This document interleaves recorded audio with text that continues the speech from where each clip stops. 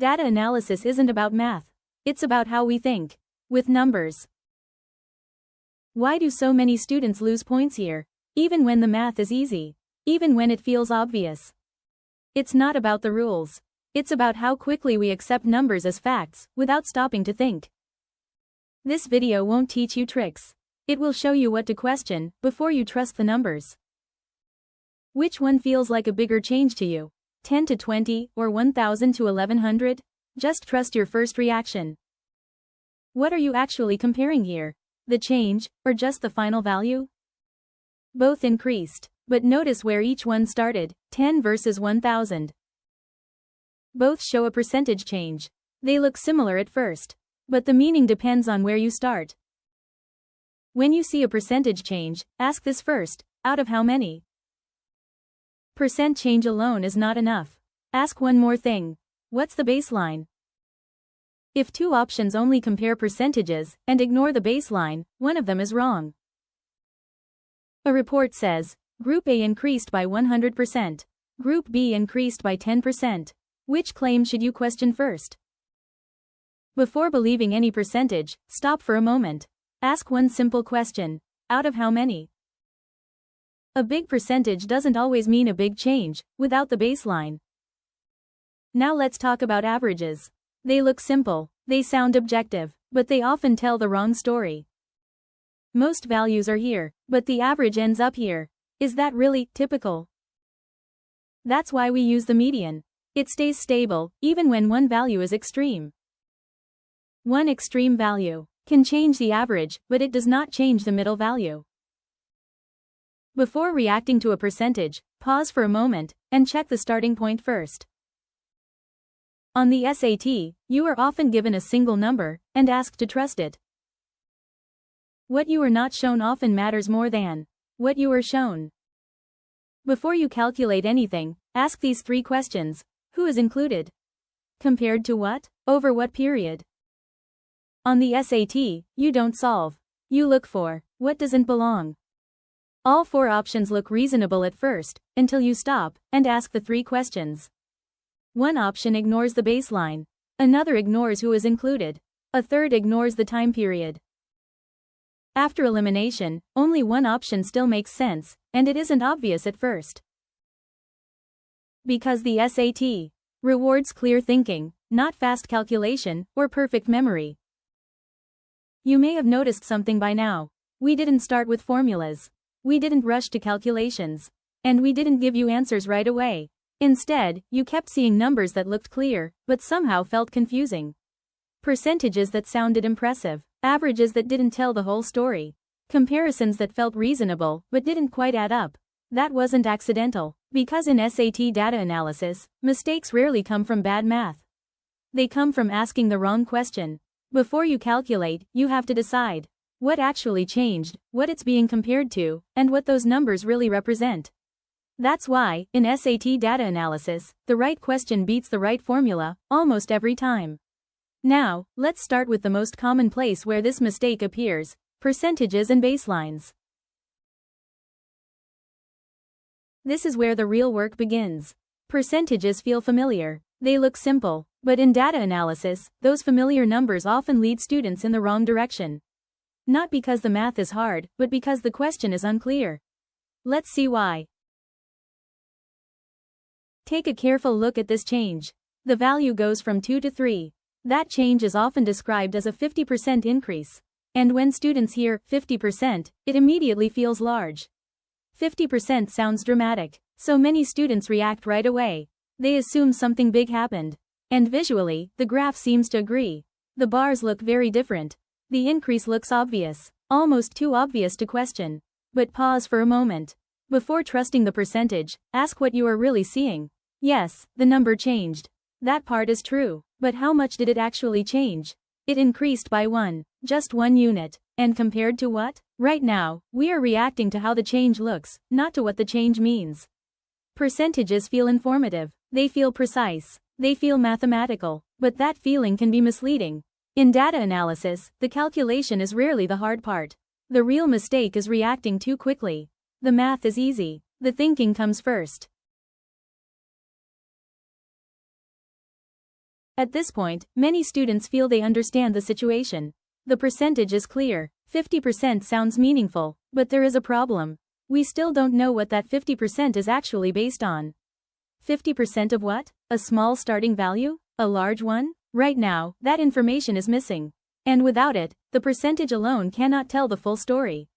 This is where many mistakes begin. Students focus on the number they see, and forget to ask what the number depends on. The percentage feels complete, but it isn't.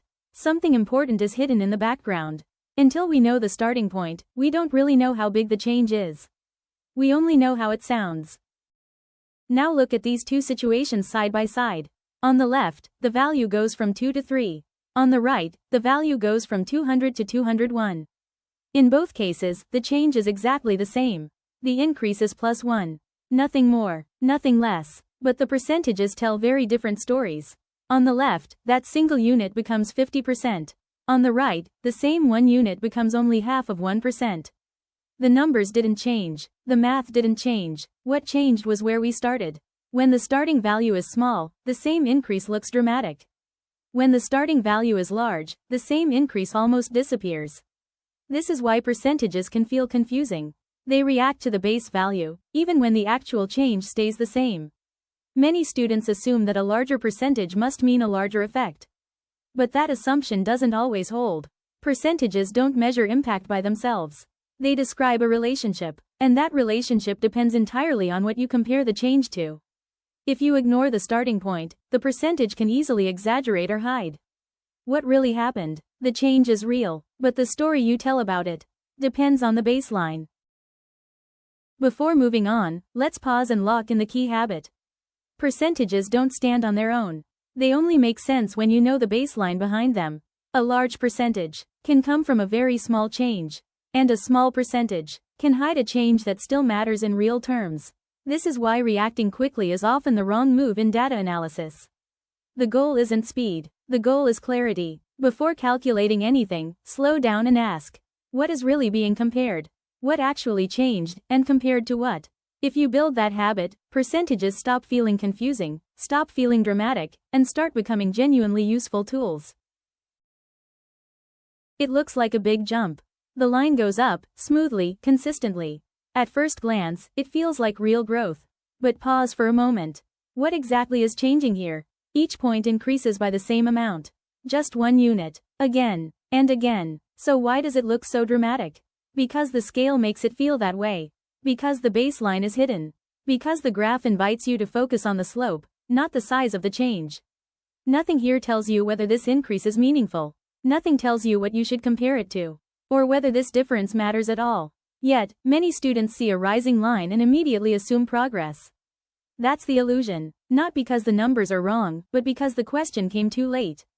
Before asking, is it going up? You have to ask, compared to what? Based on which starting point? And how big is that change, really? A line can rise. A percentage can increase. A graph can look impressive. And still, tell you almost nothing. This is why SAT data analysis is never about reading the graph first. It's about choosing the right question before trusting what you see. And this same mistake doesn't stop with lines. It shows up again when we talk about averages, centers, and spread. That's where we go next. Representative of what? That is the question students rarely ask. When a problem gives you a mean or a median, it feels like an answer. It feels complete. But a single number never tells the whole story. Two datasets can share the same mean and describe completely different situations. The same median can represent stability in one case and distortion in another. On the SAT, the trap is subtle. You are not asked to calculate first. You are asked to decide whether the number you see actually represents the data behind it. Before trusting any average, ask one question. What exactly is this number representing? Take a look at these two distributions. At first glance, they seem comparable. They share the same median, the same middle value. So it feels reasonable to think they describe similar situations. But pause for a moment. Look at the shapes. On the left, the data is tightly clustered. Most values sit close together. On the right, the values are spread out. There is more variation, more uncertainty. Now ask yourself, does the same median really represent the same kind of data? If you were asked to describe a typical outcome, would your answer be the same for both distributions? Nothing about the median tells you how concentrated the data is. Nothing tells you how predictable it is. Nothing tells you how much individual values differ. Yet many students stop here. They see the same median and assume the same story. That is the trap. Because the moment you accept a single number as the summary, you ignore everything around it. In data analysis, what matters is not just the center, but how the data spreads around that center. So before trusting any representative value, ask one more question. What does this number leave out? Now look at these two distributions. At first, they appear to tell the same story. They have the same average. So again, it feels natural to think they are describing similar situations. But notice the shape. One distribution stretches to the right. Most values are low, with a few very large ones. The other stretches to the left. Most values are high, with a few unusually small ones. Both have the same mean. But they do not behave the same way. Ask yourself, what does a typical value look like in each case? In the right skewed distribution, the mean is pulled upward by a small number of extreme values. In the left skewed one, the mean is pulled downward in the opposite direction. So even though the averages match, most of the data does not sit near that average. Yet many students rely on it anyway. They see a single number, and they stop looking. That is where mistakes happen. Because skewness changes interpretation. It changes what is common. It changes what is expected. It changes what normal even means. In data analysis, the shape of a distribution often matters more than the number meant to summarize it. So before trusting an average, ask a better question. What does the distribution actually look like? Now look at this distribution. For a moment, ignore the bars themselves. Focus only on the markers below. Each one represents a different way to summarize the same data. The mean, the median, and the mode. They are close, but not in the same place. That difference is easy to miss. Especially if you rush. Now ask yourself, which one feels like the typical value? There is no calculation here. No trick. Just a decision. Depending on the shape of the data, each of these tells a different story. The mean is pulled. The median resists. The mode simply follows frequency. None of them is wrong. But none of them tells the whole story by itself. When the distribution is skewed, a single number can quietly shift away from what most values look like. And that shift can change how you interpret results, even when the data itself has not changed. So the real question is not, which is correct? It is, what is this number trying to represent? Because in data analysis, numbers do not explain data. Distributions do. So what should you take from this? When you see a single number in a question, your first instinct is often to trust it. A mean, a median, a clean-looking summary. It feels solid. It feels reliable. But that confidence can be misplaced. Because every representative value stands in for something. It represents certain data points, and quietly ignores others. And which values matter depends on the distribution underneath. In some cases, the number reflects what is typical. In others, it reflects what is extreme, or what is rare. Nothing is wrong with the number itself. The problem begins when you stop asking what it represents. So before you move on, before you accept the conclusion, ask the question that matters most, representative of what? Take a moment to look at this graph. Two lines, moving together, rising and falling at almost the same time. At first glance, this feels convincing. When one goes up, the other goes up. When one goes down, the other follows. It looks like a relationship. And most students stop right here. They see this pattern, and their brain fills in the rest. One must be causing the other. That conclusion feels natural, almost automatic. But pause before deciding anything. Ask yourself what this graph is actually telling you. It shows that two variables move in similar ways over time. That's it. It does not tell you which one comes first. It does not tell you whether one influences the other. And it definitely does not tell you why this pattern exists. Yet the visual is powerful. Lines that move together feel meaningful. They feel explanatory. They feel like evidence. And that is exactly the trap. Because in data analysis, a pattern is not an explanation. This graph shows correlation, not causation. And unless something more is added, that something caused something else story is only an assumption. So before accepting any conclusion, before choosing an answer, slow down. And ask a better question. What else could explain this? At this point, most people reach a conclusion. One line causes the other. But notice something. The graph never says that. It only shows that the two move together. The cause you're seeing is not in the data. It's coming from you. These two lines move together almost perfectly. When one goes up, the other goes up. When one goes down, the other follows. It feels natural to assume a cause. But notice what this graph does not show. It does not explain why they move together. A hidden third factor can drive both at the same time. Strong correlation can look convincing. But convincing is still not causation. Correlation only tells us that two variables move together. It does not tell us why. To claim causation, we need more than a pattern. We need a direction. Which variable influences the other? We need time order, the cause must come first. And we must consider other variables that could affect both. If any of these are missing, causation is not established. Strong correlation can suggest a question, but it never answers that question by itself. When we see a graph like this, the story feels obvious. The lines rise together, they peak together, they fall together. Visually, it feels like one causes the other. But that feeling comes from the design of the graph. The scale emphasizes the movement. The slope exaggerates the similarity. And overlapping trends invite a causal story. None of that proves causation. Graphs are powerful because they guide our attention. And sometimes, they guide it too far. We see two things moving together. And our brain wants a cause. But causation needs order. One thing has to happen first. Then the other follows. This graph never tells us that. It shows timing, not sequence. Without knowing what came first, we cannot claim a cause. Correlation can feel convincing. When two things move together, our brain wants a reason. But moving together is not enough. Without knowing what came first, or whether something else caused both, we are guessing. Data analysis is not about trusting patterns. It's about asking whether the pattern really supports the claim being made. Before accepting a cause, ask what information is missing. That question alone can eliminate many wrong answers.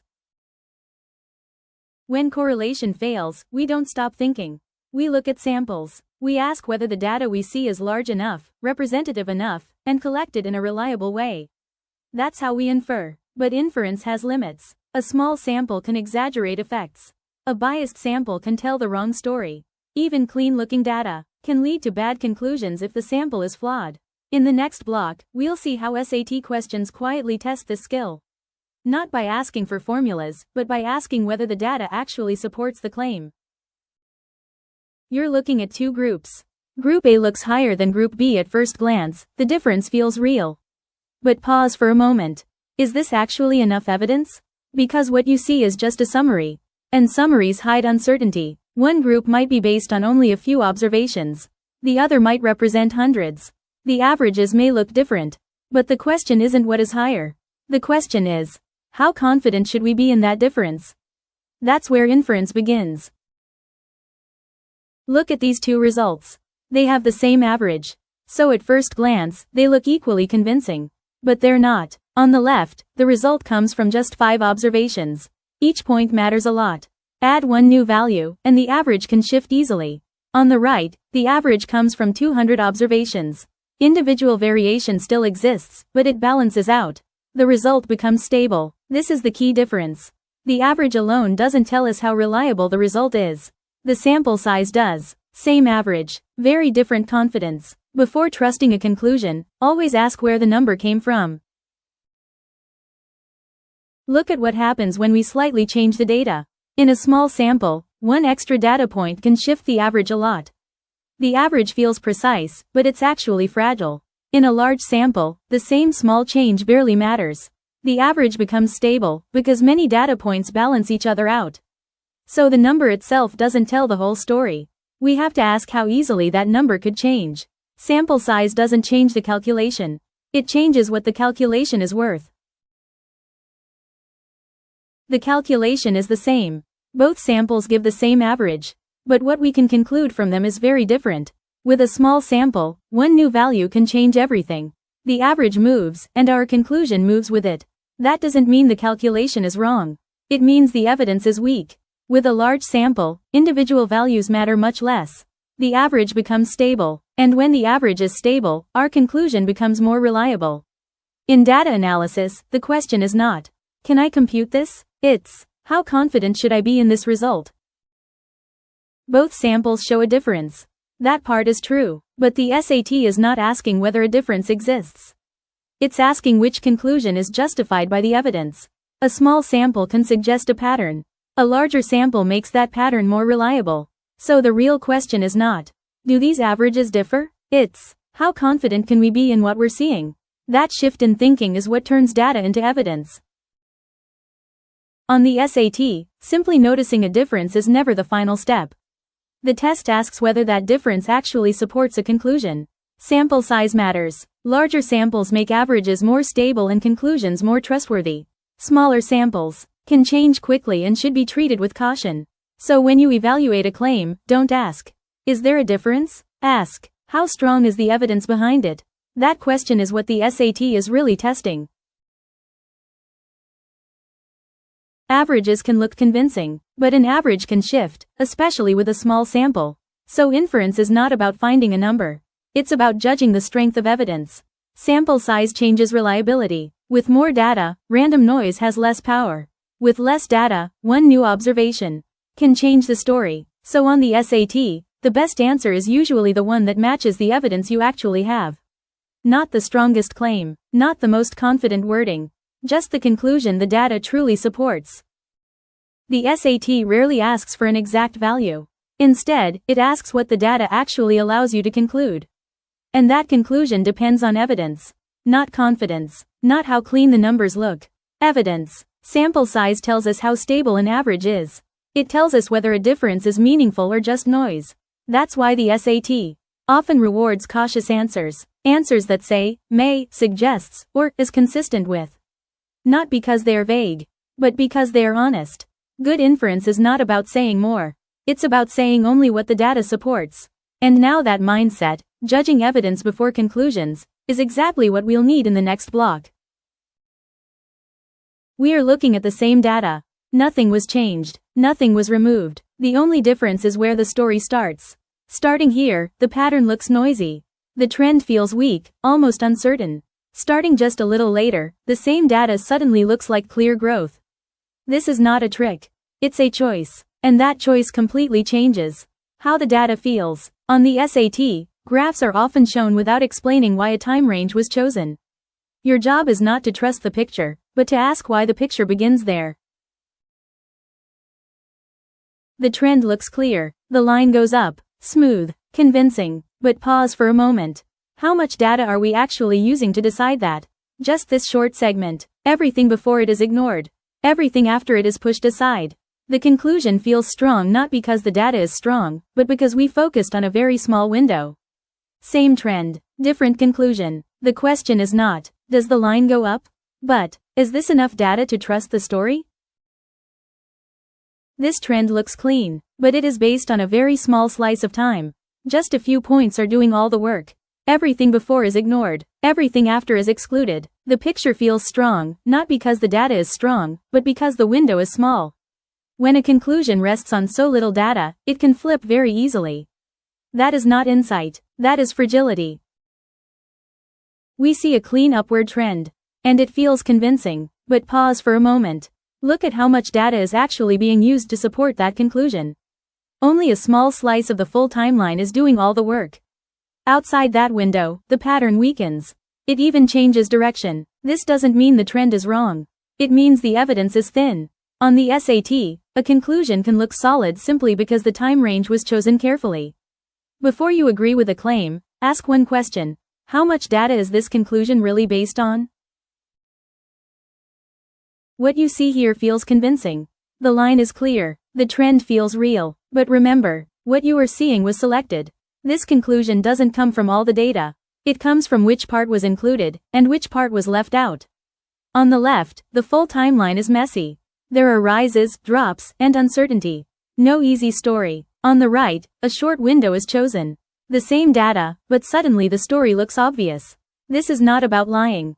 It's about framing. On the SAT, graphs often look clear because you're only shown a slice of the picture.